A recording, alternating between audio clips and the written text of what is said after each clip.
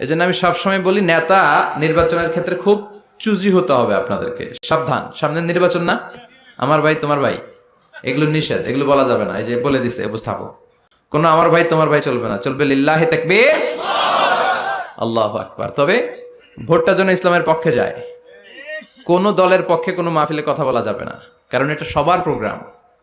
এখানে মুসলিম আসবে, অমুসলিম ভাইরাও আমাদের তাফসীর শুনে না?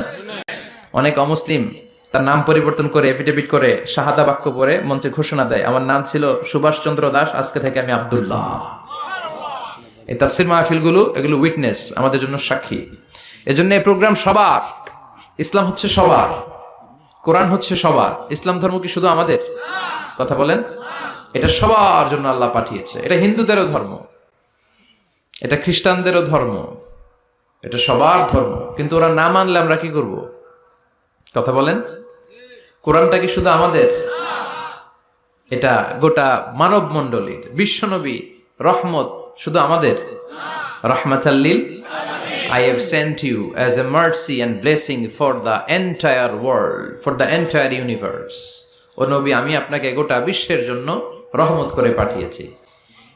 শুধু বলেননি যে মুমিনদের জন্য রহমত করে আপনাকে পাঠিয়েছি, মুত্তাকিদের জন্য রহমত করে পাঠিয়েছি, এমনটি বলেছে?